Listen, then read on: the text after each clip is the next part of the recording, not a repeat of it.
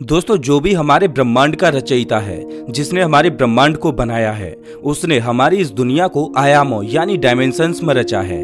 Dimensions हमारे ब्रह्मांड का वो आधार हैं जिस पर संपूर्ण ब्रह्मांड टिका हुआ है। आज वैज्ञानिक इन डायमेंशंस के रहस्य को समझने में लगे हैं और मैथमेटिकल कैलकुलेशंस के आधार पर साइंटिस्ट मानते हैं कि इस जहां में 11 डायमेंशंस मौजूद हैं। चाहे हम बात करें टाइम ट्रेवल की या फिर पैरेलल यूनिवर्स की, ये सभी घटनाएं इन्हीं 11 डायमेंशंस में घटित होती हैं। लेकिन जिसे हम ईश्वर कहते हैं, वो इन 11 डायमेंशंस में से कौन से डायमेंशन में वास करते हैं? आखिर क्या है आयामों का झोल और क्यों वैज्ञानिक आयामों को समझने में लगे हैं? दोस्तों, आज के इस वीडियो में हम इन्हीं 11 डायमेंशंस के बारे में जानेंगे और जानेंगे कि इन 11 डायमेंशंस में रहने वाले लोग आखिर कैसे होंगे और भगवान आखिर इनमें से कौन से डायमेंशन में वास करते होंगे। शुरुआत होती है वन डायमेंशन से। वन डायमेंशन एक सरल रेखा होती है। वन डायमेंशन में रहने वाला जीव सिर्फ आगे या पीछे ही जा सकता है। जैसे कि आपने सर्कस के खेल में देखा होगा कि एक व्यक्ति रस्सी पर अपना बैलेंस बनाते हुए कुछ इस तरह से चलता है।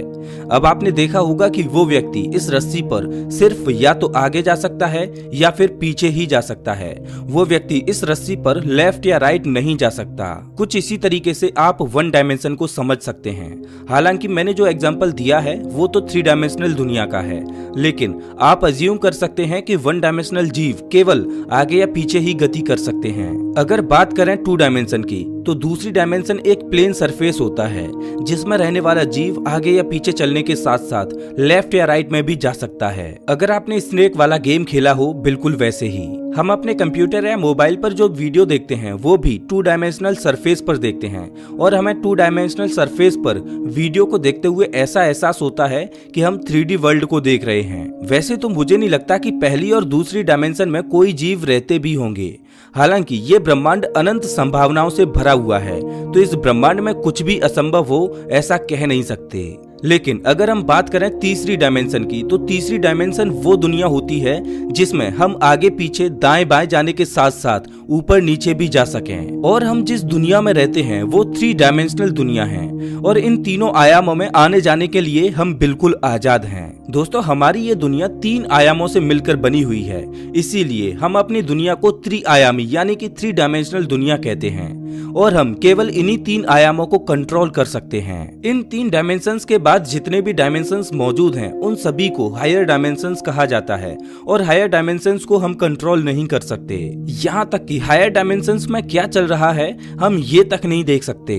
तो दोस्तों, अपनी कुर्सी की सीट बेल्ट बांध लो, क्योंकि अब हम सफर करने वाले हैं हायर डायमेंशंस में। मैं आपको बता दूं कि अब यहाँ से जितनी भी बातें होंगी वो सिर्फ साइंस फिक्शनल होंगी और उनका वास्तविकता से कोई भी संबंध नहीं होगा, क्योंकि अभी तक हायर डायमेंशंस के बारे में हमारे पास कोई भी सबूत नहीं है। हायर डायमेंशंस की कल्पना हम केवल वैज्ञानिकों द्वारा की गई मैथमेटिकल कैलकुलेशंस के आधार पर ही करेंगे। दरअसल चौथे आयाम का जिक्र सबसे पहली बार अल्बर्ट आइंस्टाइन ने अपनी थ्योरी ऑफ रिलेटिविटी में किया और तब से लेकर अब तक वैज्ञानिक हायर डायमेंशंस की खोज में जुट गए। वैज्ञानिकों के अनुसार चौथा आयाम खुद समय है। हम केवल 3 डायमेंशनल दुनिया में रहकर इस चौथे आयाम का सफर करते हैं। हम जन्म लेते हैं, धीरे धीरे बड़े होते हैं, बूढ़े होते हैं और फिर बाद में मर जाते हैं। समय की ये रेखा हमें हर पल भविष्य की ओर ले जा रही है। अगर आपने फर्स्ट डायमेंशन में देखा हो तो आपने देखा होगा कि फर्स्ट डायमेंशन का जीव सिर्फ आगे या पीछे ही जा सकता है। उसी तरह फोर्थ डायमेंशन एक चौथा आयाम है और इस आयाम में हम इंसान रूपी जीव सिर्फ भविष्य की ओर ही सफर कर सकते हैं, एक तरफा सफर। इस चौथे आयाम में हम समय में पीछे सफर नहीं कर सकते। जैसा कि मैंने आपको बताया कि हम सिर्फ अपने 3 डायमेंशंस को ही कंट्रोल कर सकते हैं, हायर डायमेंशंस को हम कंट्रोल नहीं कर सकते। और समय भी एक हायर डायमेंशन है, इसे हम कंट्रोल नहीं कर सकते। हम केवल समय की धारा में सिर्फ भविष्य की ओर ही बह सकते हैं। जब हम समय में आगे पीछे ही नहीं देख सकते तो टाइम ट्रेवल करना तो हमारे लिए बहुत बड़ी बात है।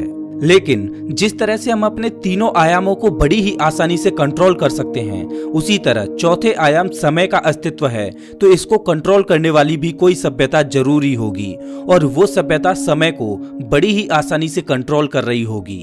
उनके लिए पास्ट, प्रेजेंट, फ्यूचर तो कुछ ऐसे होगा मानो जैसे हम मार्केट जाते हैं और फिर वापस घर आ जाते हैं। लेकिन समय को कंट्रोल कर सके उस सभ्यता के लोग आखिर कौन सी डायमेंशन में रहते होंगे? वैसे वैज्ञानिक मानते हैं कि चौथे आयाम की सभ्यता समय को कंट्रोल नहीं कर सकती, लेकिन ये सभ्यता समय में आगे या पीछे जरूर देख सकती है।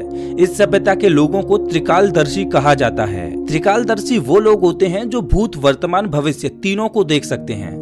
अब जाहिर सी बात है कि जो सभ्यता चौथे आयाम में रहती होगी वही सभ्यता समय में आगे या पीछे देख सकती होगी, लेकिन समय को कंट्रोल कर पाना चौथे आयाम की सभ्यता के बस में भी नहीं।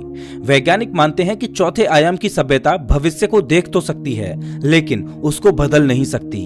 और इस डायमेंशन के लोग अपने अतीत को भी जितना हो सके उतना ज्यादा पीछे जाकर देख सकते हैं। यहाँ तक कि इस आयाम के लोग समय की शुरुआत को भी देख सकते हैं, लेकिन वो पास्ट को कभी नहीं बदल सकते। लेकिन जरा सोच कर देखिए कि जिस सभ्यता के पास अतीत और भविष्य में देखने की ताकत हो, वो शक्ति उसको किस काबिल बना सकती है। दोस्तों, यहाँ तक तो डायमेंशंस को समझना बड़ा ही आसान था, लेकिन यहाँ से आगे चीजें और ज्यादा कॉम्प्लेक्स होती जाती हैं। इसीलिए यहाँ से आगे की डायमेंशंस को समझने के लिए अपने दिमाग को खुला रखें। 5वीं डायमेंशन में पैरेलल यूनिवर्स के रास्ते खुलते हैं।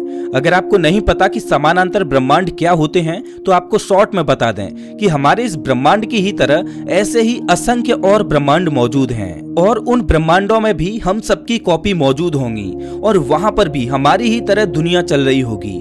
लेकिन हर एक ब्रह्मांड की टाइमलाइन पर हमारा काम अलग अलग होगा। जैसे कि हो सकता है कि एक ब्रह्मांड में आप एक म्यूजिशियन हो, दूसरे ब्रह्मांड में आप एक क्रिकेटर हो, तो एक ब्रह्मांड में आप एक लॉयर हो। तो हम बात कर रहे थे 5th डायमेंशन की। वैज्ञानिक मानते हैं कि 5वें आयाम के लोग समानांतर ब्रह्मांडों में अपने प्रतिरूपों को देख सकते हैं। मतलब अगर हम 5वें डायमेंशन में रह रहे होते तो हम ये देख पाते कि दूसरे समानांतर ब्रह्मांड में मौजूद हमारा प्रतिरूप क्या कर रहा है। हालांकि 5वीं डायमेंशन के लोगों के पास सिर्फ दूसरे समानांतर ब्रह्मांडों में झांकने की शक्ति होती, लेकिन वो दूसरे ब्रह्मांडों में मौजूद लोगों के साथ बातचीत नहीं कर पाते। बिल्कुल वैसे ही जैसे कि हम मिरर में अपने प्रतिरूप को देखते हैं, लेकिन हम उसके साथ बात नहीं कर सकते, केवल हम मिरर में झांककर अपने प्रतिरूप को देख सकते हैं। उसी तरह 5th डायमेंशन के लोग दूसरे ब्रह्मांडों में झांककर देख सकते हैं, ना कि वहां पर कुछ बदल सकते हैं। लेकिन समानांतर ब्रह्मांडों में झांकने की इस शक्ति को भी कम नहीं आंका जा सकता। इससे आगे 6वीं डायमेंशन के लोग समय में आगे पीछे भी जा सकते हैं। मतलब 6th डायमेंशन के लोगों के पास टाइम ट्रेवल करने की शक्ति होती है। इस आयाम के लोग सिर्फ टाइम ट्रेवल ही नहीं कर सकते, बल्कि समय की रेखा पर आगे या पीछे जाकर चीजों को बदल भी सकते हैं। इस डायमेंशन के लोग अपने भूत भविष्य को कंट्रोल कर सकते हैं। जरा सोच कर देखिए कि वे लोग जो समय को भी अपनी मुट्ठी में रखते हैं, आखिर वो कितने शक्तिशाली होंगे। सच में 6वीं डायमेंशन के लोग हमारे लिए किसी भगवान से कम नहीं। अब जरा सोच कर देखिए कि 6वीं डायमेंशन के लोग समय को अपने हिसाब से कंट्रोल कर सकते हैं, तो इससे हायर डायमेंशन के लोगों के पास आखिरकार कैसी शक्तियां होंगी। 7वें डायमेंशन के लोग पहले की 6 लोअर डायमेंशंस को तो कंट्रोल कर ही सकते हैं, साथ ही साथ 7वें आयाम के लोगों के पास सभी समानांतर ब्रह्मांडों में आने जाने की भी शक्ति होती है। 7वें आयाम के लोग सभी समानांतर ब्रह्मांडों में खुलेआम कभी भी आ जा सकते हैं। जरा सोचकर देखिए कि किसी दूसरे ब्रह्मांड से हमारा प्रतिरूप आकर हमसे मिले, तो हमारे लिए वो कितना शक्तिशाली होगा। वैसे हम तो उसको भूत ही समझेंगे, क्योंकि हमारे लिए ये सब एक पैरानॉर्मल एक्टिविटी होगी। लेकिन 7वें आयाम के लोगों के पास दूसरे ब्रह्मांडों में जाकर वहां पर छेड़छाड़ करने की शक्ति नहीं होती, लेकिन 8वें आयाम के लोगों के पास ये शक्ति भी आ जाती है। 8वें आयाम के लोग समानांतर ब्रह्मांडों में जाकर वहां पर चीजों को अपने मन मुताबिक बदल भी सकते हैं। लेकिन इस आयाम के लोग केवल उन्हीं ब्रह्मांडों में जाकर चीजों को बदल सकते हैं जिन ब्रह्मांडों की टाइमलाइन हमारे ब्रह्मांड से मेल खाती हो। मतलब जिन ब्रह्मांडों का जन्म हमारे ब्रह्मांड के साथ ही हुआ होगा, उन्हीं ब्रह्मांडों में जाकर 8वें आयाम के लोग छेड़छाड़ कर सकते हैं। जो ब्रह्मांड हमारे ब्रह्मांड से पहले जन्मे होंगे या बाद में जन्मे होंगे, उन ब्रह्मांडों में जाकर 8वें आयाम के लोग कुछ भी छेड़खानी नहीं कर सकते। लेकिन 9th डायमेंशन के लोगों के ये रास्ते भी खुल जाते हैं। 9th डायमेंशन के लोग किसी भी टाइमलाइन के समानांतर ब्रह्मांडों में जाकर चीजों को बदल सकते हैं। अब फिर चाहे भले ही दूसरे समानांतर ब्रह्मांडों का जन्म उनके ब्रह्मांड के जन्म से पहले या बाद में हुआ हो, लेकिन इस आयाम के लोगों की भी एक लिमिटेशन है। भले ही इस आयाम के लोग दूसरे ब्रह्मांडों में जाकर छेड़खानी कर सकते हैं, लेकिन उसका प्रभाव उनके खुद के ब्रह्मांड की टाइमलाइन पर भी पड़ेगा। अब ऐसे में दूसरे ब्रह्मांडों में जाकर चीजों को बदलने पर खुद के ब्रह्मांड की ही टाइमलाइन बदल जाए तो ऐसी शक्ति का क्या फायदा। लेकिन 10th डायमेंशन के लोगों के पास ऐसी कोई भी लिमिटेशन नहीं होती। 10th डायमेंशन के लोग किसी भी ब्रह्मांड में कभी भी जाकर कुछ भी बदल सकते हैं। उससे उनके खुद की ब्रह्मांड की टाइमलाइन पर कुछ भी फर्क नहीं पड़ता। 10th डायमेंशन के लोग सभी समय रेखाओं से परे होते हैं। वो अपनी मर्जी के मन मुताबिक चीजों का सृजन व विनाश कर सकते हैं। इस डायमेंशन के लोग किसी भी ब्रह्मांड का अतीत व भविष्य बदल सकते हैं। इनके लिए समय के कोई भी मायने नहीं होते, या यूं कह सकते हैं कि इस डायमेंशन के लोग अमर होते हैं। वैसे तो इन 10 डायमेंशंस तक ही वैज्ञानिक एक्सप्लेन कर पाते हैं, लेकिन वैज्ञानिक ऐसा भी मानते हैं कि 10th डायमेंशन के बाद भी 11th डायमेंशन मौजूद है, लेकिन 11th डायमेंशन की गुत्थी अभी भी अनसुलझी है। 11th डायमेंशन के लोगों को द क्रिएटर का खिताब दिया जा सकता है। एक ऐसा क्रिएटर जिसने इस जहां को बनाया, जिसका न आदि है न अंत है, जो निराकार है। हम चाहें तो उसको पर ब्रह्म परमेश्वर यानी कि भगवान बोल सकते हैं। दोस्तों, अगर आपको सुपर पावर दी जाए तो आप इनमें से कौन सी डायमेंशन की सुपर पावर को लेना पसंद करोगे? अगर आपको ये वीडियो अच्छा लगा हो तो इसे लाइक करें और ऐसे ही वीडियोस के लिए चैनल को सब्सक्राइब करें, साथ ही बेल आइकन दबाएं।